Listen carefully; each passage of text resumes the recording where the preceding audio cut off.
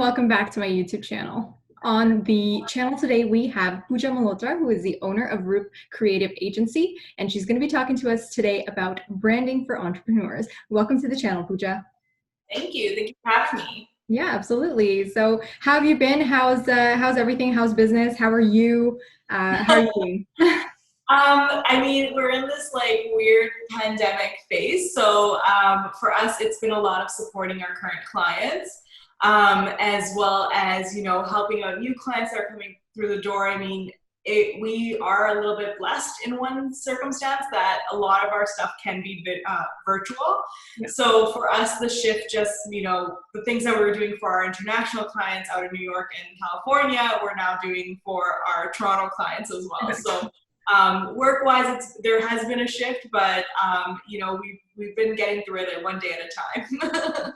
I think that's the mantra for a lot of business owners right now. Time, right? And obviously planning ahead to how to support our clients the best that we can. Exactly. Great. So tell me a little bit about Roop Creative. So how did it start? What do you do, and what's your vision for your business and for your clients? Yeah, so Roop Creative Agency is it's a branding boutique, and so we are a place for small business owners as well as entrepreneurs at any stage in their lives. And what we do is we work with them to create branding that really works for their lifestyle. So whether it's creating branding for their website or creating a logo or creating, a social media campaign or strategy, we're there every step of the way so that everything's cohesive and really aligns. The one thing that I think separates us is we're very boutique style. And so even if, let's say, you have, your social media where you're working with somebody else, when we're designing the website, we're keeping those things in mind for social as well. So our really thought process is to be dynamic across the board, regardless of what we're working on. Now, ideally, we always like to have everything in-house. That way it can really be streamlined, but we're always open to kind of working with others as well and keeping our clients' best interest in mind. So that's a little bit about the services we provide. Roop Creative Agency, we started about 5 years ago, and it all started with a little bit of passion. I was in the corporate world kind of doing this thing for big corporations and insurance companies, and then I moved to the education sector, and it just came to the point where I was just like, I love doing this for more grassroots, smaller businesses, and I wish I could just do that a little bit more. And so I had a couple of freelance projects here and there for friends or family friends and whatnot.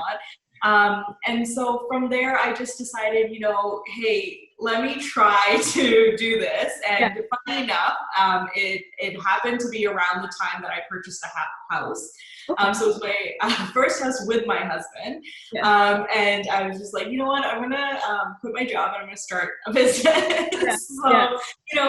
Sometimes people get I get a little bit nervous talking about it now because I was like, what was I thinking? Like, we had all these deposits and everything, but for me, mindset was really important. And at that time, I really was following my intuition above everything else and knew that I was onto something. And so I kind of checked out my bank account, and it's something that I always tell anybody who's just starting out is make sure you have at least 3 to 6 months worth of income. And so I checked all my savings, I had what I needed to have, and I was like, I can do this. And so it was a lot of determination. And although this story sounds almost like, Hollywood-esque and it's all glamorous, it wasn't glamorous at all. And I think everyone on this channel can kind of relate to that because we all know the struggles of starting out. So it was a lot of highs and lows. And today we've officially launched, I think, over 75 brands. We've worked with so many different companies at so many different levels, from large to small scale companies, as well as a lot of entrepreneurs who are just starting out. So I'm really proud of what we've accomplished over the last 5 years. And from here on up, I want to keep growing and keep reaching more people. Absolutely. That's amazing. And really nice to see. In the entrepreneurial world, we have to take risks, and the fact that you left the security and the comfort of a full-time job to pursue your passion, essentially. It's fantastic. It's definitely inspiring, and I know that a lot of our viewers can relate to that as well. Yeah, I mean, it's never an easy shift, and I know that there's times where, you know, the people who have supported you your whole life all of a sudden are just like, why are you leaving this comfortable position you're in? Yeah. But I think that's what makes good entrepreneurs, is that we like to be a little uncomfortable all the time. Absolutely. Yeah. I was, for a very short time, I was also working in corporate. I was in marketing, and I had already got my real estate license by that time. So I was doing real estate part-time and working full-time. And I started to get into I was approaching sort of the 1 year mark. And I know I was still a baby in Yeah, corporate. But I could feel myself getting a little bit comfortable. I was like, hey, yeah, this is a good rhythm. These are my expenses. This is my income. It's set. Everything's good. And, I had a talk with my parents, and I said, well, if I'm going to do real estate, if I'm ever going to pursue it full out, now is the time. yeah, Um, yeah. I was so thankful to have their support. That they supported me, because my first year in real estate was not was not great. But I had my parents' support, and that's what I said to myself. That if I'm going to do it at any point, it's going to be now. Yeah, Here I am 6 years later, and that's awesome. hopefully, onwards and upwards, right? Yeah, yeah, exactly. As long as you have good branding, that's what I say. I want to see good branding. That's right. Awesome. So, Puja, tell me a little bit about, entrepreneurs struggle sometimes, because we feel that, and this is from my personal experience too, on social media and, online on your website and whatnot, entrepreneurs, we have to present ourselves in a certain way. And sometimes there's confusion about, what is my personal brand and do I have one, versus what is my company and what does it stand for, and what's the branding there. So how do we differentiate or bring those together? So I think it's very it's very dependent on the individual, how much they want to share. Right. As well. And so I do think that, let's start with your brand itself, your company. So I do think that there has to be a personal level to it. So anybody who says they don't have a personal brand, it's impossible as an entrepreneur. You must have a personal brand, and it must be shared on this platform. Now, what I like to say is you don't have to share everything. So you can have a personal page where you're sharing things like vacations or, pictures of your babies or whatever the case is. But that can be kind of your separate personal private life. And you can have a persona that's more entrepreneurial on your business channel. And so I always like to give my example of myself, because it's an easy one that people can go check up on. And what I do is I share a lot of my personal life and my personal beliefs on my platform, because it goes hand in hand. I'm a big supporter of, feminism, and I'm a big supporter of women of color trying to do things. And so you see a lot of that on my platform, but I also talk about my own personal story. So that's a way I can bring in that personality. One thing I don't usually talk too much about is like my personal life with my husband. So you see how I've kind of divided, and I'm still sharing that personal brand side of me that has something to do with my business, because I'm a big believer in women empowerment, and especially with branding, I think it's such a great thing. To help empower women. And so it goes hand in hand with my business thought process, but I also have this persona that you might not always see. And so I think it's about breaking it down. And so how I like to break it down for a lot of entrepreneurs who are starting out is something simple called the 80-20 rule. So 80% of your content should provide value and be a little personal on some level, whereas 20% should be sales oriented. Right. So, when you're talking about, Motivation Mondays, that's part of your personality. When you're sharing kind of your expertise on a subject matter, that's part of your personality too. Yeah. So you're also sharing your personality, but having, providing value for your clients. So I think that's really important. That's what we forget to do a lot of the times. And we focus so much on the sale aspect, like, come buy my product, or, join me, or this and that. And so we're so focused there because, we've been taught for a long time that that's how marketing works. Yeah. But in this new age of digital marketing, it's all about having that personal brand that you can share. So, it doesn't necessarily, I gave the example of women empowerment, but it doesn't necessarily have to be that. I share a Monday motivation every week. Yeah. I also share, a Tip Tuesday where I share my expertise on branding. Yeah. And then I have, my Women Crush Wednesdays. And then I have, self-care. I talk a lot about self-care. And so you see how I'm bringing in different aspects of my, professional brand and my personal brand into content that actually goes hand in hand with my clientele and who I'm trying to attract too. Right. You know, I've been told so many times, like, you know, I was really attracted to you because you have this amazing morning routine where you do yoga and meditation, and I can relate to you. And so, you know, you have that relationship all of a sudden, but you're not always seeing me post pictures of, like, you know, my nieces and my nephews and that sort of thing, because that doesn't necessarily have anything to do with my brand. Now, if you are like kind of a mom blogger, of course, that's part of your brand, and that's something that you have to consider. But again, I think there's a really strong line you can kind of divide where you can say, this is my brand personality, and this is how I'm going to share that story, and then have your own personal life as well. Right. So it's funny because I always tell people I'm a very private person. Mm-hmm. And if they were to look at my Roop Creative Instagram page, they wouldn't think so initially. Right. But there's a lot of stuff going on behind the scenes that I choose not to share. And I think that's what entrepreneurs need to understand, is they don't have to share every aspect of their life. They just have to share the ones that will build value to their dream client. Okay. So now in terms of if an entrepreneur doesn't have an entrepreneur personality sort of developed online, you know, and they're going through maybe choosing ideas for what kind of content to provide, what their dream client, like you mentioned, might like. What would be your tips for someone that's getting started in that, or, you know, that wants to develop that? Yeah, so something that I share with a lot of my digital marketing clients is we develop a sort of power 5 for them. And I've done an IGTV video of this, and I've shared it on, with all my clients who are doing digital marketing. And I've also talked about it at my Instagram for Business seminars. And I think the power 5 are really easy ways for you to figure out your personality and your business personality, right? And so what these are 5 topics that you can always cycle through and always talk about. Now, when you, like, you know, it depends on the individual, but when you're working with us on a digital strategy, we come up with those 5 topics. Right. And so we share sample topics that you can talk about that you know you're never going to run out of information, and you can always circle back to. So I think figuring out that top 5 kind of subject matter is really important. So again, I can use myself as an example. My top 5 are motivation, empowerment, advice, and self-care and self-love, as well as my story. And so my story basically means how I got to where I am, and my why. So I always talk about these 5 things, and it's a full circle. Like, there's never any change. And so that way, when I'm sitting down in front of, you know, whatever app I'm putting my strategy together in, I know what the next topic's going to be. It's either going to be advice or empowerment or something along those lines. So with the top 5, can you give some examples, or maybe can we brainstorm a little bit for someone that's in, you know, as a realtor like myself, or maybe they're a finance professional or a lawyer.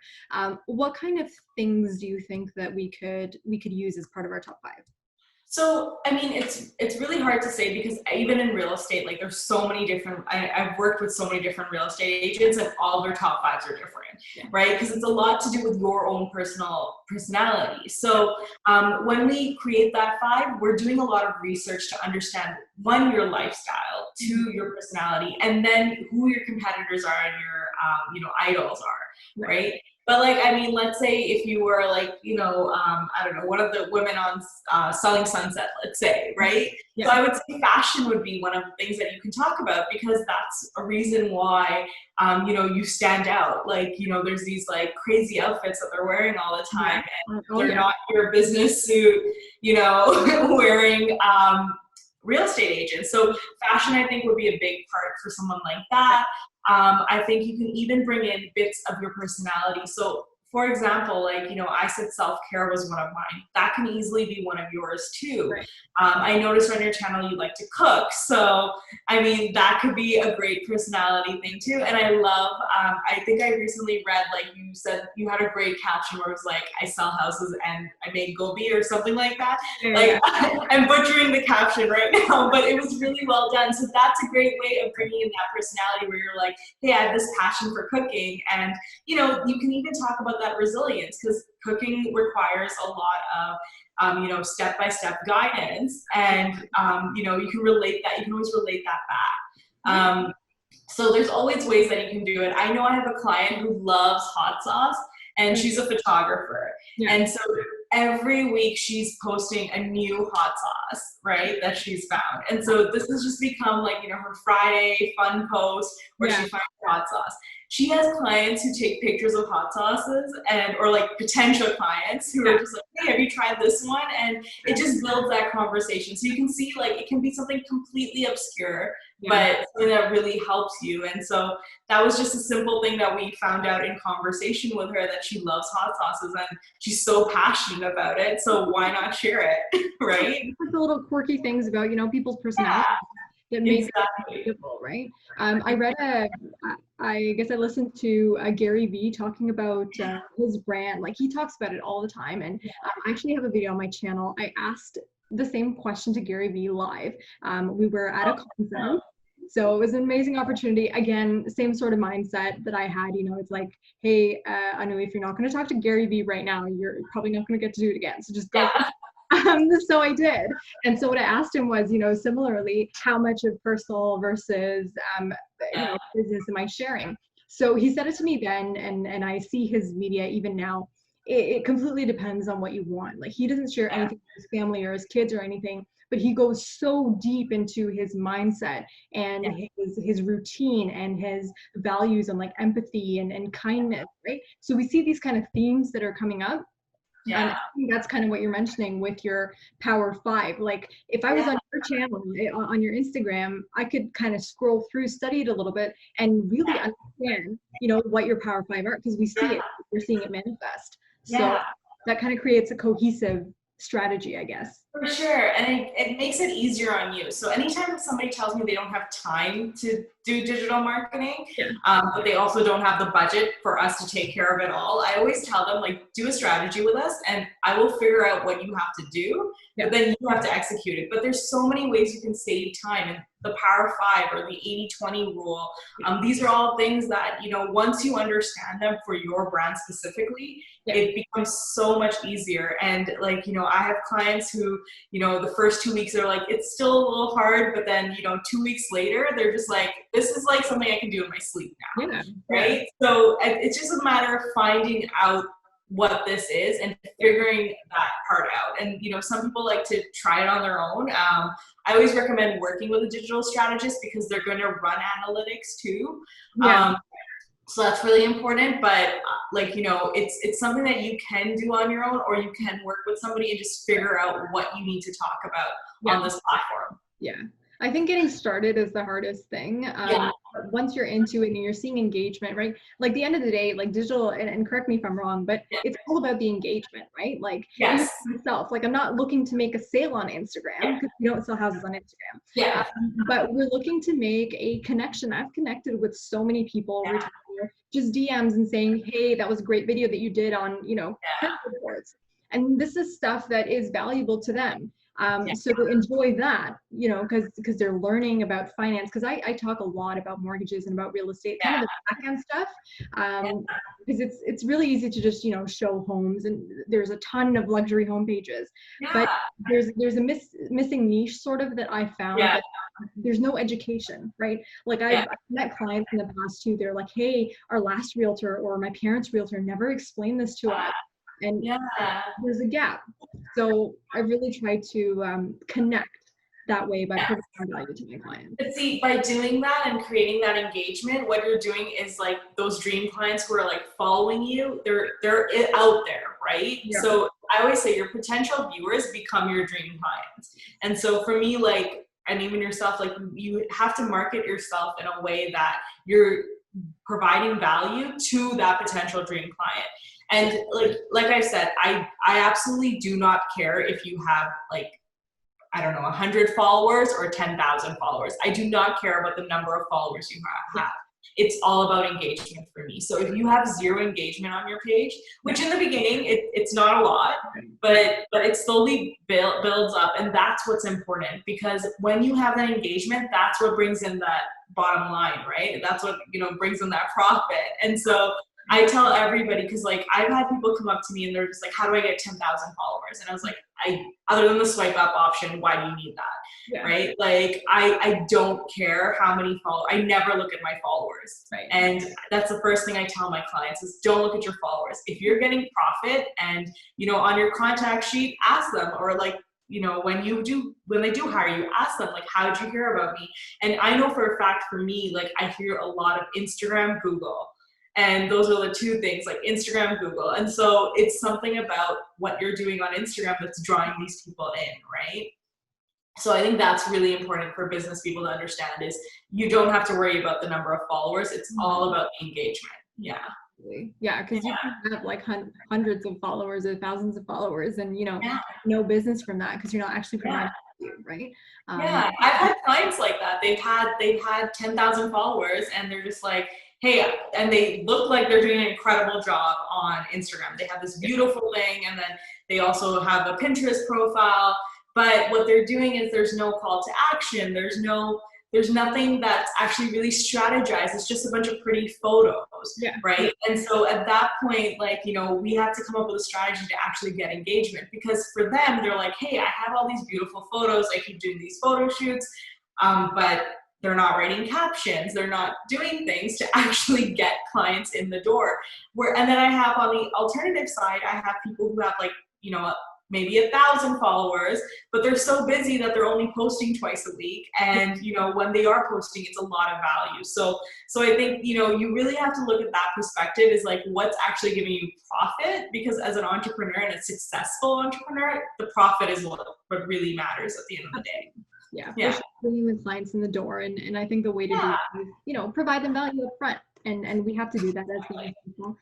You know, even on your Instagram, you have so much content on there, so much, you know, even if someone's not hiring you right away, but they're following you, they're getting so much insight into, you know, what it is to be branding, what it is to be, you know, doing storytelling for your brand, you know, all these topics that, you know, if at any point anyone was going to hire a branding agency, it would be you. So that's and that happens a lot. Like that is a story that a lot of my clients tell where they were just following me and like they got this information and like, you know, they weren't ready at that moment, but like 6 months later they were ready. Or, you know, you never know how you're touching somebody online because I've had people who, you know, found me 2 years back and then it took them 2 years to kind of get to the point where they needed that branding.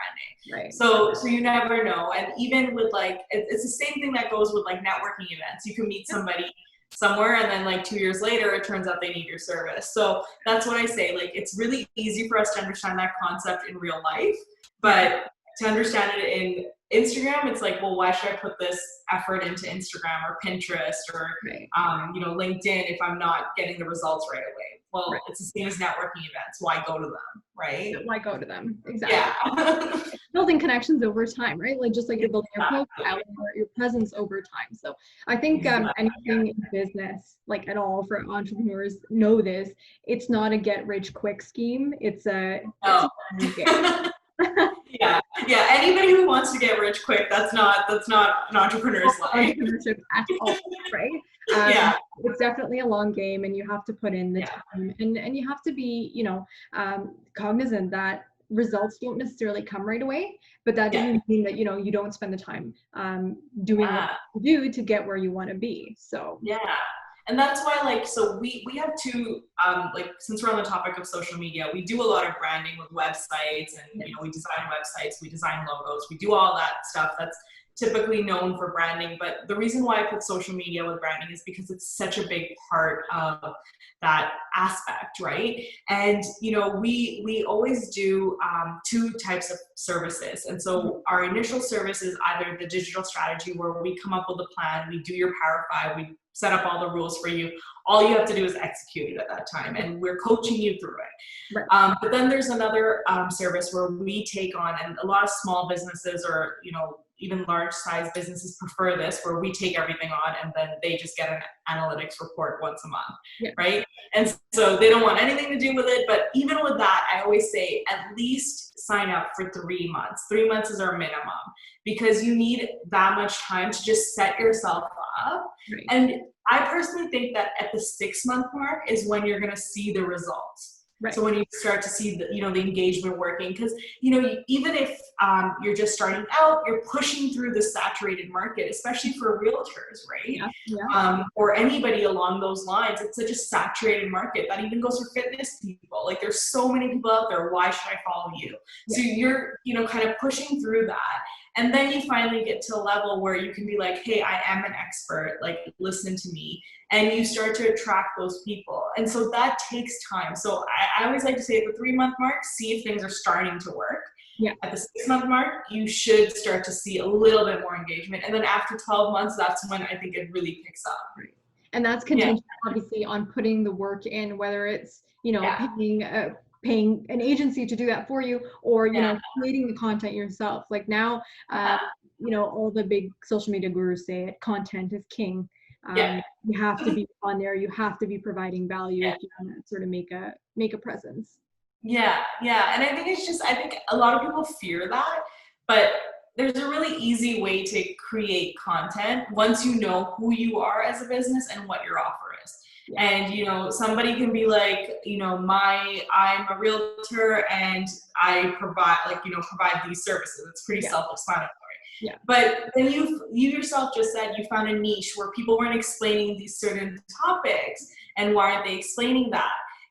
And all of a sudden you've gone into this area where there are people out there that want more information, that don't just want to see the pretty houses. Yeah. Right. And so, the person who's just looking for a pretty house might not be following you, but that's not your ideal client, right? So it's about finding that as well. Yeah, I think you have to take the time up front to establish that. Like at the beginning, I didn't know, I kind of tumbled onto this niche because I know there's so much confusion in the market. People, I started getting questions from existing clients that were like, hey, we read this, and this online. Is this how it works? I'm like, no, don't what the internet tells you, And just my mandate became over time just to provide accurate information, insightful analysis of what is actually going on, how it applies to them. Because there's some realtors and companies in the US, like just for real estate, like Zillow, right? And they do a lot of publications in terms of tips about the home buying market and for buyers and for sellers. And a lot of stuff is not relevant here, but because of the marketing, it's everywhere, right? So we have clients that are in Toronto or the GTA that are kind of grasping at this information that doesn't apply to them, nor does it give them like a wholesome answer, right? They read like 7 articles and they're still like, wait, but I'm still confused. Yeah. I know, I've been there. Of course. So I just kind of started out with, okay, well, I'm getting like 10 questions about the same thing. Let me just explain. And then I started doing YouTube videos. So my YouTube videos are so basic, like just explaining basic concepts. But the feedback that I got is, hey, no other realtor, no other has taken the time to explain it to me before. And so that is kind of, that niche found me, I guess. Yeah. And you know what I always say, and I think I'll say this from an overall perspective, is that you need to find what you're an expert in, and you need to realize you're an expert. Yeah. And that's one thing that, I could be doing things for branding and it's like breathing for me. I don't think about it. Right. Whereas, when I started off, somebody pointed out like, oh, well, how do you get to this point? Right here. And I was just like, oh, that's so easy. And luckily, very early on, this was an acquaintance of mine. I had known them for a very long time. And they just sat me down. They're like, Puja, what's easy for you just goes over my head.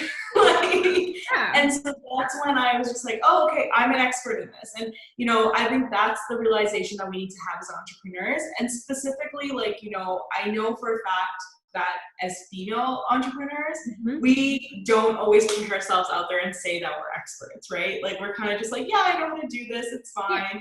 But it's it's a time, and especially now more than ever, we need to expose ourselves as experts in things that we know, right? And so I think that's really, really important to kind of explain that sort of side of yourself and showcase your expertise. And so I know, like for myself, I have a lot of clients who hesitate doing that because they're like, oh, no, I'm not an expert. Yeah. And I know I personally did too. I'm like, I'm no expert when it comes to branding. Right. But then like, as I'm talking to clients, I'm like, okay, no, I am an expert. I do get this and I can share this information and it's valuable to them too, right? Yeah. Yeah. And you have to be able to acknowledge that, right? A lot of entrepreneurs, like they're and I've met, friends that have startups and whatnot, and they have an idea, they believe thoroughly in that idea, but they don't necessarily always believe in themselves, like their contribution to it.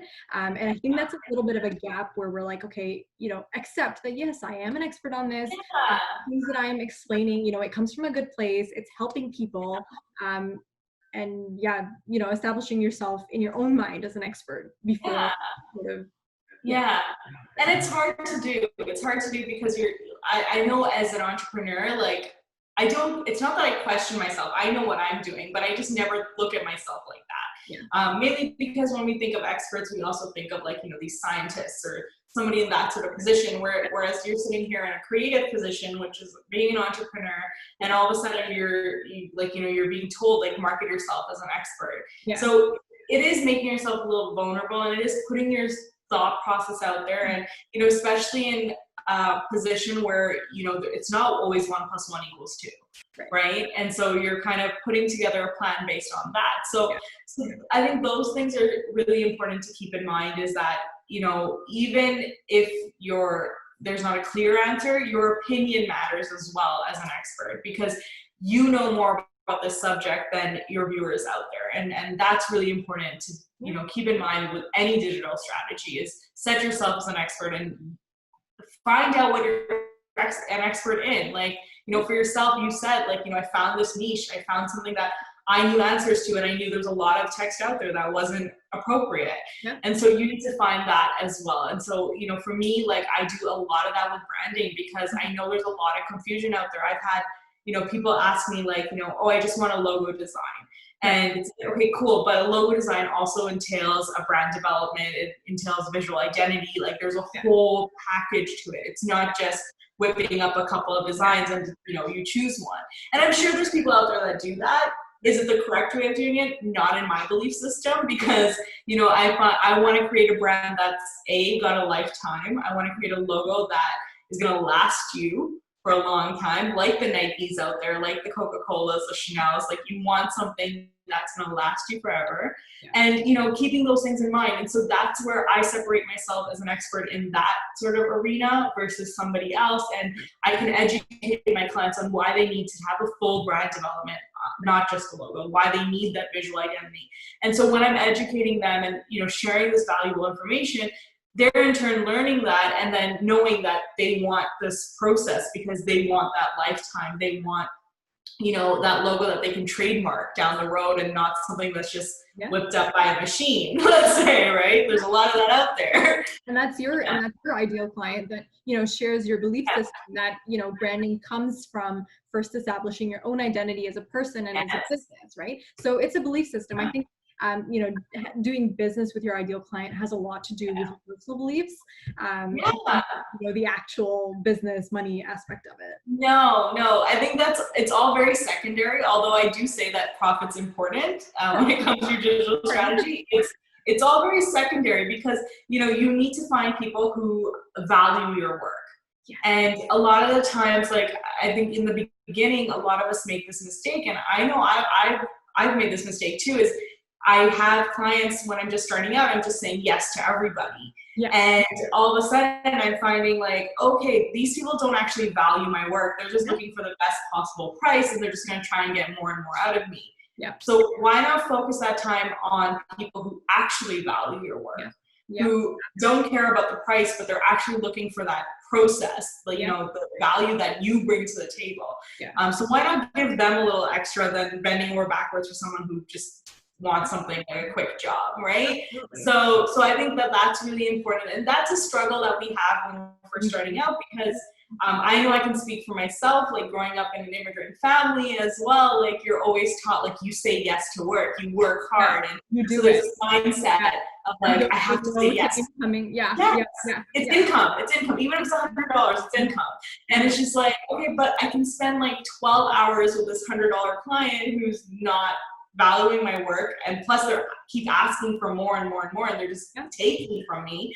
Or I can, price myself out an appropriate price for the hours that I'm working, and work with someone who respects my time, who understands the process, and wants, something that's going to have a lifetime for them. So that's another thing that I think, especially entrepreneurs who grew up in immigrant families, we need to kind of get over that and learn the power of saying no. Yes, the power of no. It is extremely important. I mean, yes is important too in business. I know about it, but so is no in sort of establishing those boundaries and establishing your value. Now, it reminds me of a story that I recently heard, and I'm gonna butcher it. I know that. But anyway, so there was this father, and he was a single father, raised his daughter all by himself. He had this old car in the garage that was always covered, like they haven't used it. Now, the girl, she went to university, she graduated, and for a graduation present, the father gave her that covered car.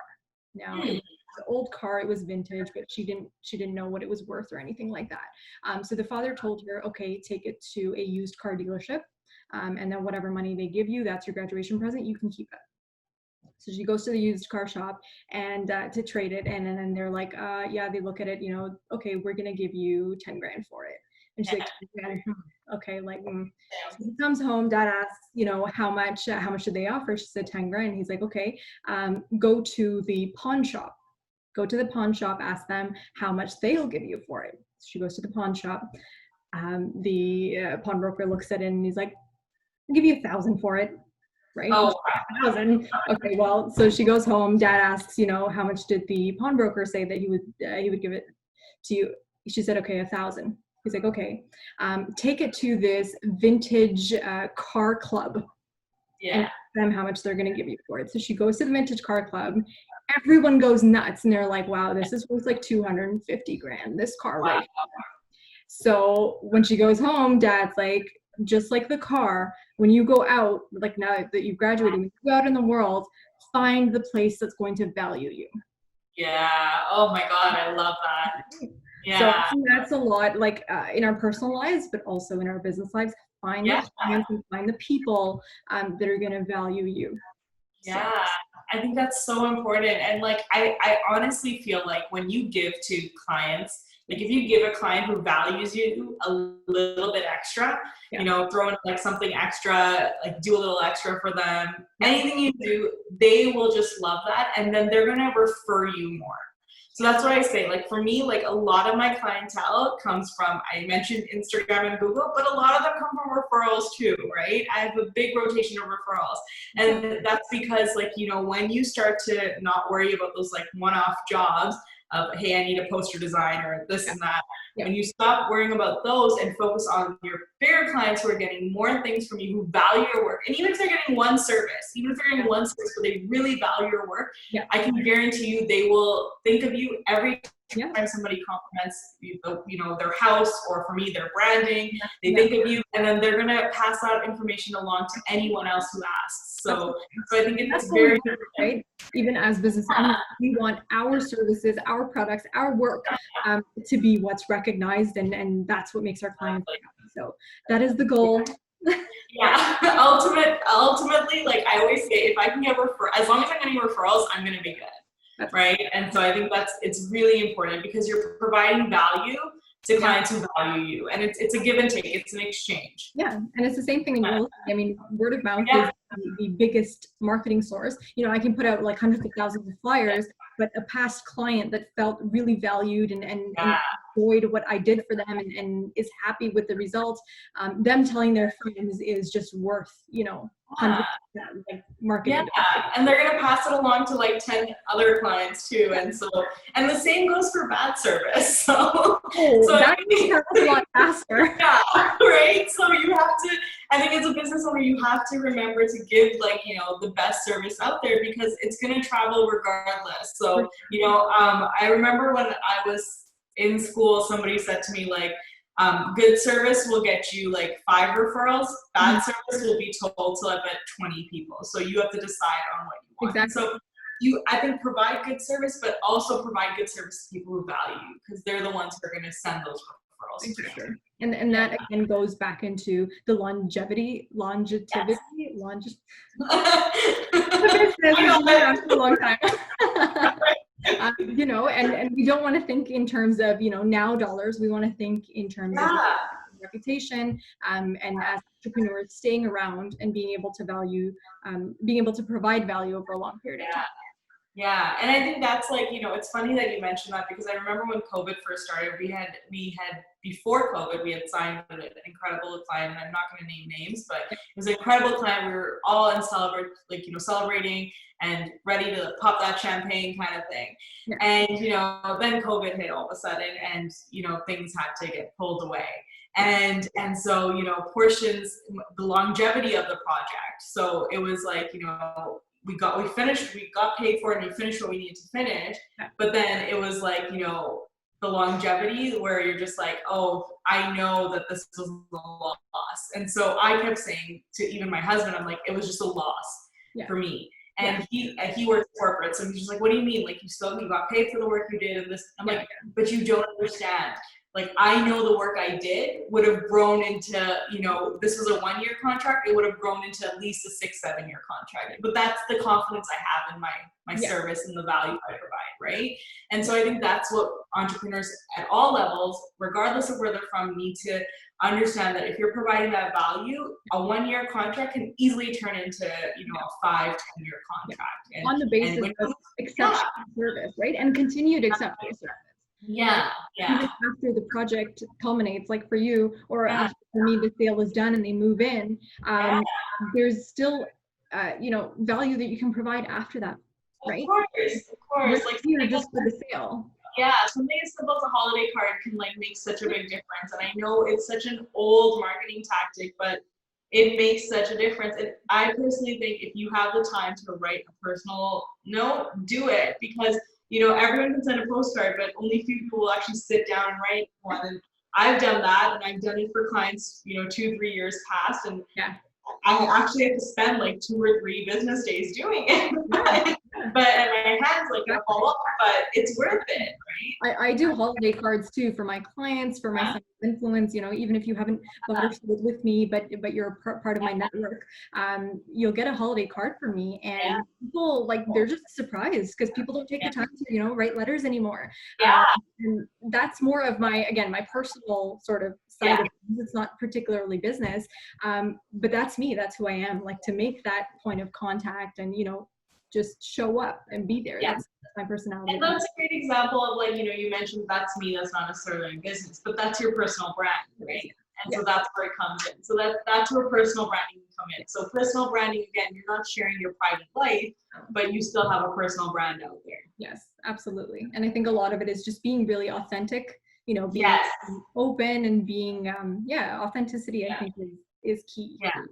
I think it's so important. I always tell everyone, like, if you started off being someone who, you know, practices yoga every morning, and now all of a sudden you're not, but you're still sharing posts about that, don't do it. Because it's not who you are. The message is not going to get across. Talk about what you're doing now. If you're busy, you know, making smoothies now, I don't know, like, talk about that, right? So so you can always change. You know, I think people think that because they set this Power 5, when they're working on it themselves, they almost set it so, like, you know, minuscule that you can't allow it to grow.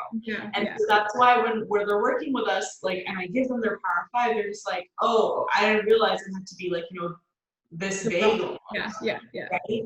And so I'm like, it's not that it's big, it's just that I want to allow you to grow into the person you become, and that you're allowed to share that online too. And I think that's really important. That's where the authenticity comes in, because when you're growing, you're going to share information that is of value, and you're sharing stuff that's really authentic to you. It's going to come across. Yeah. And that's something I learned too from, like, I follow a lot of realtors. I have a lot of realtors in my network. A lot of my good friends are, you know, very successful real estate agents.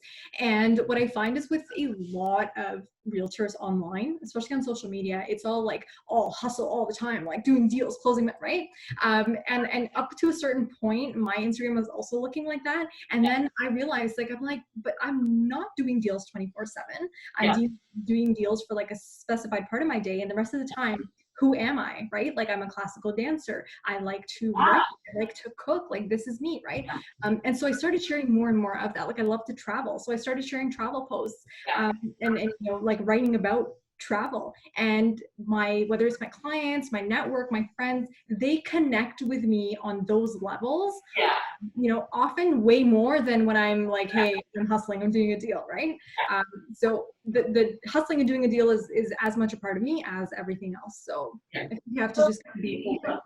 It's funny because a branding exercise I do with a lot of my clients is the first thing I ask them is, how would you describe yourself if you couldn't talk about your job? Yes. Right? Yeah. And so I think that's really important when you're branding yourself, like, how are you going to describe yourself without mentioning your job description? And I think that's really important for any sort of platform and anytime you introduce yourself, because we are so much more than what this job title is. And I think as entrepreneurs, we understand that at a deeper level, because, you know, there are days where you're installing, you know, your office furniture, and that might not be a job that you know, people in your position do, but at the same time, it's what you're made to do. Exactly. Who else is going to do it? And so I think that's really important, is to find out who you are on a deeper level outside of your job. Because again, you go into that 80-20 rule where you need to have 80% value, 80% of personality. You can only be doing the hustle post and the sales post 20% of the time. Otherwise, people get bored. We don't live in this, you know, that's very 1950s marketing. I like to say, where, you know, you have the big red sign that says sale and a bunch of cars or something. Like, it's a car salesman sort of mentality, where you want to build more of a personality and be like, come, I'm going to provide this value. This is my personality. And, you know, like you said, classical dancing, maybe that's something somebody can relate to you on. And now that you're talking about classical dancing, they're having these conversations. You being a realtor is kind of in the back of their mind, but when they do need that service, they're going to think, oh yeah, you know, Anu's a realtor.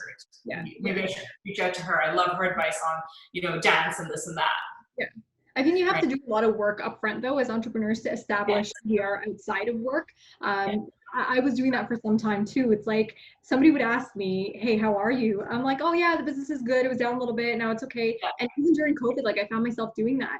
And a friend of mine, like, I haven't talked to him in months. And so we connected finally. He's like, you know, have you been? How's everything? So the only thing that I replied with was, hey, yeah, work was kind of down. Now it's back to normal in the market. He's like, no, how are you? Let me just check myself. Yeah, how am I?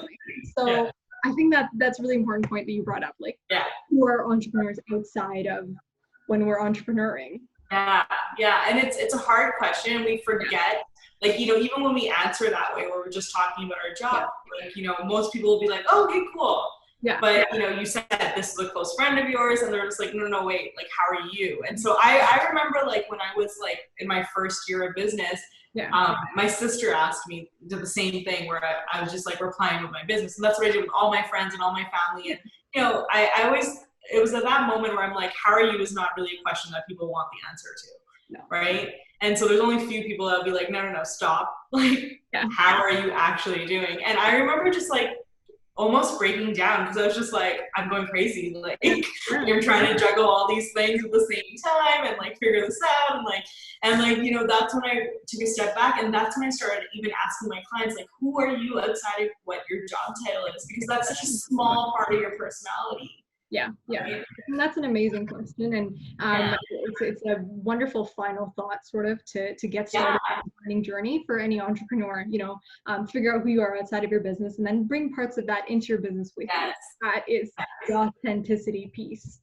And that's how you're going to storytell without any hesitation. Like, you won't even have any complications doing it, because it's so easy, because now you know who you are. Absolutely. That's fantastic. Well, Puja, thank you so much for taking the time to, talk about branding, talk about all things, marketing and personal brand. It was truly, truly eye-opening, and hopefully it provided a lot of value for our viewers as well. Yeah, I hope so. I really hope so. For sure. To any of our viewers, if you guys have questions about branding, or if you're looking to get started on a digital strategy, I will put all of Puja's links down below. She's fantastic on Instagram. Definitely follow her there. I'll also put some of her other links down there if you have any questions. Thank you, Puja, again, for taking the time to come on. We really enjoyed having you on the channel. Yeah, I hope we can do this again. It was really fun. Absolutely. Let's figure out some new topics, what people are looking for, and I'd love to have you back on the channel with your expertise. For sure. For sure. Awesome. Thank you so much. No problem. Take care. Bye. Bye.